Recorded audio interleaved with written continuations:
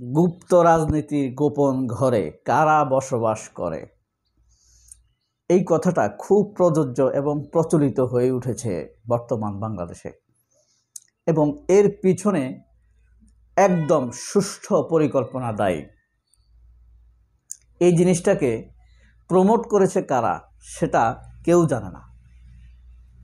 এই জিনিসটাকে প্রমোট করেছে ছাত্র ইউনিয়নের সাবেক সভাপতি খান মোহাম্মদ মাসুম, যে বাংলা নিউজে চাকরি করে। ফেব্রুয়ারি মাসের 4 তারিখ এই খান মাসুম টকশোর সকল উপস্থাপিকাকে এই বিষয়ে জানায়। এটার প্রমাণসহ একসময় আপনাদেরকে জানানো হবে। এখন কথা হলো, গুপ্ত রাজনীতি কি আসলে অপরাধ? গুপ্ত রাজনীতি কি আসল শিবির করে? রুমিন ফারহানার বাবা অলি আহাদ একসময় গুপ্ত রাজনীতি করতো না? নির্দেশ ছিল ধরলেই গুলি করা। কমরেড খালিকুজ্জামান গুপ্ত রাজনীতি করতো না? নির্দেশ ছিল এদেরকে দেখলেই গুলি করা। এরপর জাসদের নেতা হাসানুল হক ইনু, আসম রব আরেক গ্রুপের হাসানুল হক ইনু, নির্দেশ ছিল এই হাসানুল হক ইনুকে দেখলেই গুলি করা। এরপরে আপনার দিলীপ বড়ুয়ার নাম শুনছেন না? দিলীপ বড়ুয়া, এরা গুপ্ত রাজনীতি করত।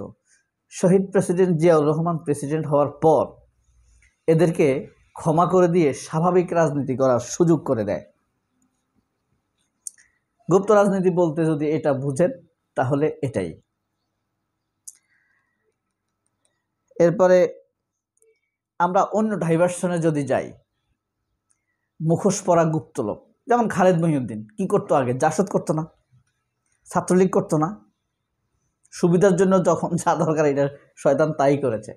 এখন সে সাংবাদিকতার মুখোশ ধরে আছে না, ইনকামের জন্য সে আমাদের সামনে প্রতারক হয়ে উপস্থাপিত, নিজেকে উপস্থাপন করছে, আর আমরা প্রতারিত হচ্ছি।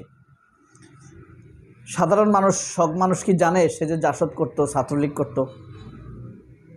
কিন্তু সে যখন লেখে, সাংবাদিকতা করে, একজনকে প্রশ্ন করে, একজনকে ট্যাগিং করে, আইডেন্টিফাই করে, তখন তার তো জাসদীয় বা ছাত্রলীগীয় দৃষ্টিভঙ্গি ফুটে ওঠে। নিরপেক্ষতা তো তার মধ্য থেকে ফুটে ওঠার কথা না, উঠেও না স্বাভাবিকভাবে। ডাহা মিথ্যা কথা বলে সে। আপনার রোকসানা আঞ্জুম নিকোল, সে এখন সাংবাদিকতার মুখোশ ধরে আছে না আমাদের সামনে? আসলে কি তাকে আপনি কোনোভাবেই মানে জেন্টাল বা প্রিসাইজ উপস্থাপক বলা যায়? কোনোভাবে বলা যায় না।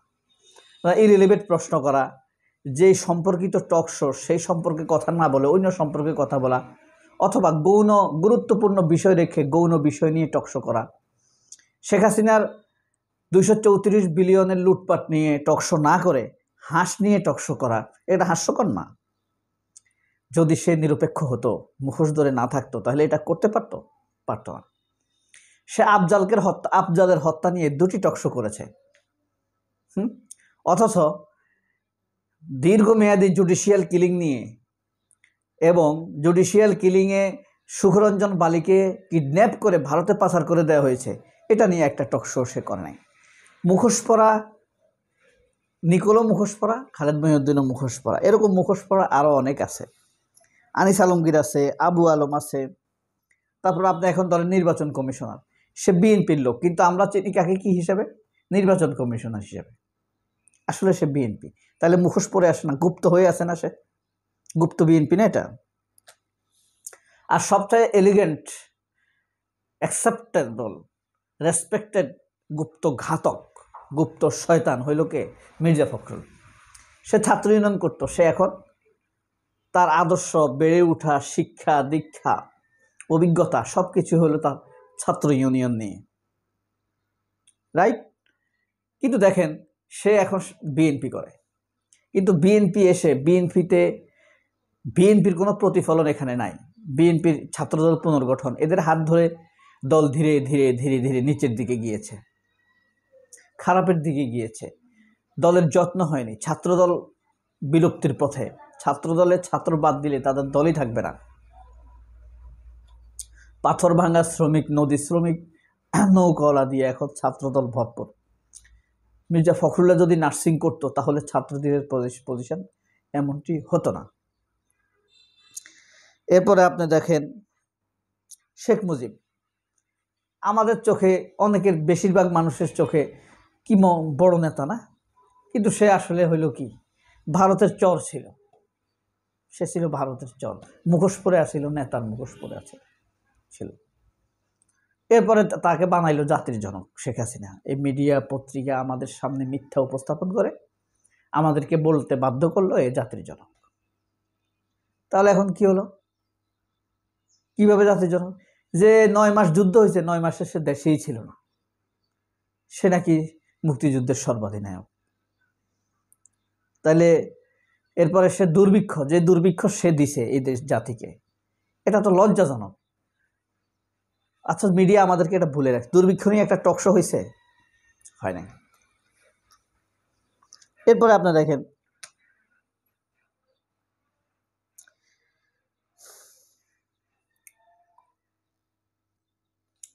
আপনার রুমিন ফারহানার পূর্ব পরিচয় কি? তিনি তো ছাত্রলীগ করতে, তার চলাফেরা, আন্তরিকতা সব কাদের সাথে? সোহানা সাবার সাথে তার আন্তরিকতা, চলাফেরা। আপনার এই শামীম ওসমানের সাথে তার চলাফেরা, আন্তরিকতা, না? সঠিক না? এরপরে আপনার এই মেহের আফরোজ শাওন, এদের সাথে তার চলাফেরা, হ্যাঁ, যত ফ্যাসিবাদীদের সাথে তার উঠা বসা, তাহলে তাকে কি গুপ্ত বলা যায় না? বিএনপির মধ্যে কি সে গুপ্ত না? বিএনপির মধ্যে থেকে সে ওদেরকে সেফটি দেওয়ার পরিকল্পনা করতেছে, অপরাধীদেরকে সেফটি দেওয়ার পরিকল্পনা করতেছে। আশ্চর্য ব্যাপার, অরুণা বিশ্বাসের সাথেও তাকে দেখা গেছে। তার মানে ব্যাপারটি পরিকল্পিত হয়ে থাকতেও পারে। এরা সবাই গুপ্ত, কিন্তু আপনার দোষ দিচ্ছে কাকে? সকল দোষ এখন কার উপরে পড়েছে? সাদেক কায়েম আর ফরহাদের উপরে। তারা যখন গুপ্ত রাজনীতি করে, অলি আহাদ, দিলীপ বড়ুয়া, বিপ্রদাস, কামরুজ্জামান, আবু নাসের, খালেক, রঞ্জু, উত্তরবঙ্গের, তারা যখন গুপ্ত রাজনীতি করে, সেটা হইল গৌরব, দেশ রক্ষা। আর এটা প্রমাণ নাই, মিথ্যা, এটাকে নিয়ে তারা মেতে আছে, আবার আদারিং করছে, আবার হত্যার যোগ্য করে তুলছে তাদেরকে। এই নিকোলেরা হত্যার জন্য দায়ী, নিকোল হত্যার জন্য দায়ী থাকবে ভবিষ্যতে, তখনকার বিচার তখন হবে। খালেদ মহিউদ্দিনরা হত্যার জন্য দায়ী থাকবে। খালেদ মহিউদ্দিন তো মোজাম্মেল বাবুর চাইতে বড় সাংবাদিক না, তাই না?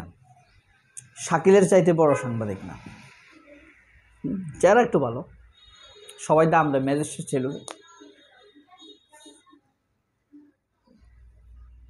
তারা একটা ইনভেস্টিগেশন রিপোর্ট করতে পারতো যে ফরহাদ এই দলে ছিল, এই দলে ছিল।